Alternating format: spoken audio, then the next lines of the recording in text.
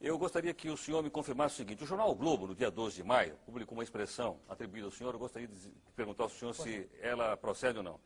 Ele diz o seguinte: o senhor teria dito que a classe política brasileira é representada pela escória da sociedade. O senhor disse isso? Disse com os mesmos termos. Então, eu quero respeitosamente perguntar ao senhor o seguinte: isso? Não, por isso não quis ser candidato a nada.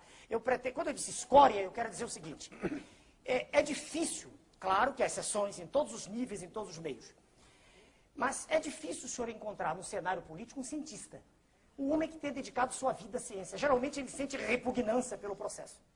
E por que ele sente esse sentimento específico? Porque se criou toda uma imagem, que é a imagem das ruas, não é a imagem da imprensa, é a imagem nas ruas, de uma aversão pelo político. O político geralmente é vaiado, o político geralmente é alguém para quem se olha assim, cheio de vida fácil. E quando a gente acompanha todo o processo, a gente vê que, na maioria das vezes, na esmagadora maioria das vezes, o sujeito se aproximou para tirar vantagem. Ele se aproximou porque ele fracassou na vida profissional.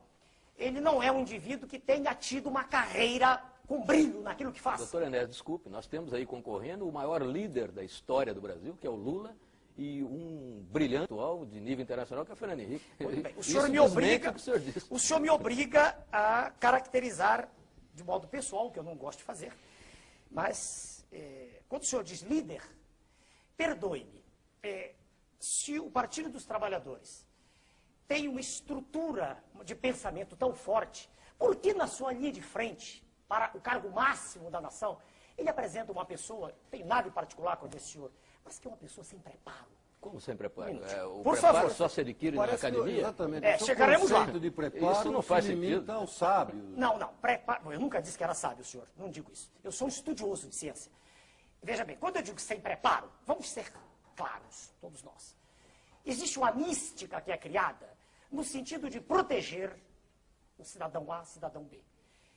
Por favor, o que é preparo? Preparo adquire-se de modo formal nas escolas. Eu não consigo aceitar, eu me sinto muito, um minutinho, senão, deixa eu terminar a expressão, claro, o senhor tem todo o direito de claro, redarguir. claro. Se as escolas não servem para nada, para que elas foram criadas? Não, quem disse que não serve? Isso é um minutinho. Então, se o curso primário, o antigo... As escolas brasileiras hoje servem muito pouco. Eu não fiz a escola atual, senhor. Eu fiz há 50 anos atrás. Sim, mas o senhor concorda que hoje ela serve muito pouco, né? Elas servem pouco, mas é melhor a escola do que a não escola. Permita-me só terminar o pensamento aqui.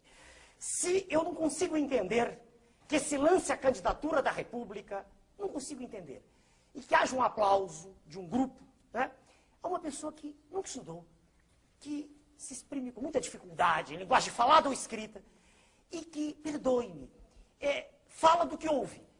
Eu não conheço nesse senhor, né, candidato do PT, nada que nesse período todo de 79 me tenha impressionado no que concerne alguma análise profunda de questões sérias.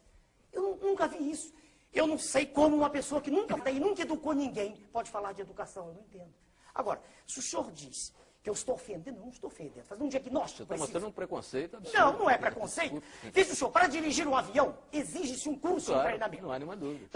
Para dirigir uma escola, exige que a pessoa tenha um diploma. Para ser presidente da República, não se exige nada. Exige que seja um cidadão que tenha legitimidade no seu poder, que tenha o apoio da sociedade.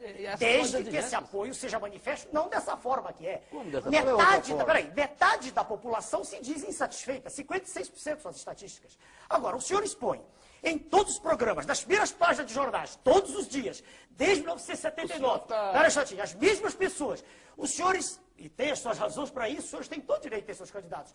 Não, é natural. Por favor. É natural. Em 89, não é essa a questão. É, sim, senhor. Não só com meus candidatos, nossos candidatos. Não, os senhores me chamaram porque a lei assim o exige hoje. Em 1989, eu era a mesma pessoa. Tão preso hoje. Os mesmos diplomas que tem hoje. Nunca houve um órgão de comunicação, nunca não. O senhor Jô Soares me chamou, me deu essa oportunidade. Mas ninguém se interessava, era uma pilhéria. Eu era um motivo de jocosidade, era uma figura para os senhores histriônica. Estou falando em geral. Pode até haver no conjunto dos senhores alguém que admita, que aprecia o que eu digo. Agora, então, se há o preconceito, não é meu. O que é que deveria fazer a imprensa quando vê um médico que trabalhou a vida inteira, que ensinou a vida inteira, que formou jovens, que nunca chegou atrasado ao seu curso, que deu exemplo de cidadania formando pessoas, que se dedicou sempre ao trabalho e não fazendo greves, estudando e trabalhando? Por que a imprensa não foi perguntar para mim o que eu pensava em 89? Por que, um minutinho, porque só 5 anos depois, quando eu provei de modo categórico que não queria pertencer ao sistema, por que só 5 anos depois a imprensa se interessou? Dê-me uma razão.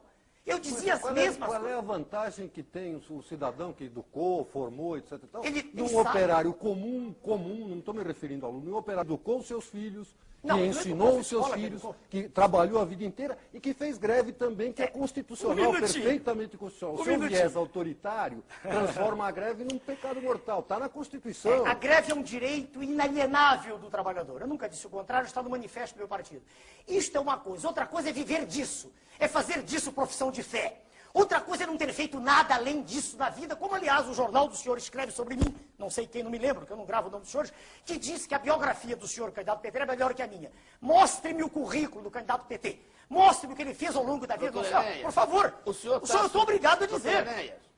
Pois não. O senhor está sugerindo que, para a presidência da República, da República, façamos como se fazia até, de certo modo, na Grécia, um concurso de livros docentes? Olha, um concurso seria algo extremamente mais legítimo do que isso que está.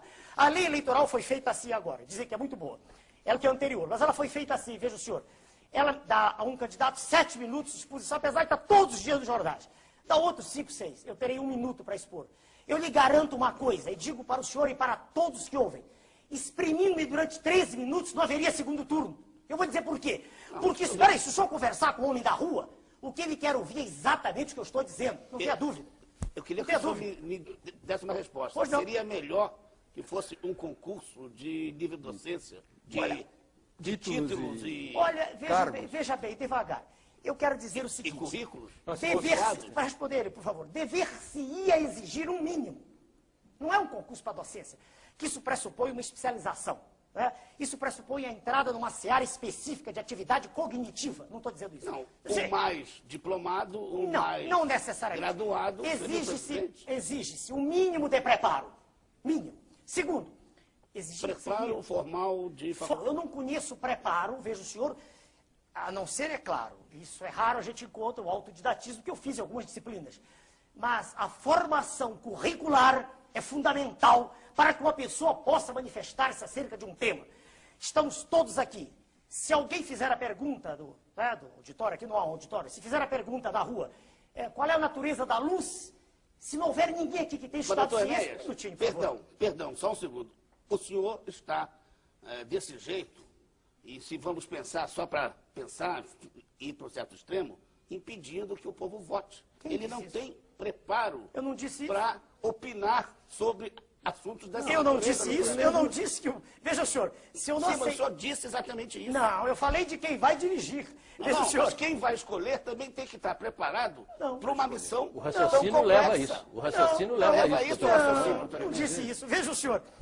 Só votariam os homens bons, com certo nível de preparo. A República sem citar. É natural que os senhores pensem assim, e é natural que os pontos de vista sejam diametralmente opostos. Claro, eu respeito. Mas eu não disse isso.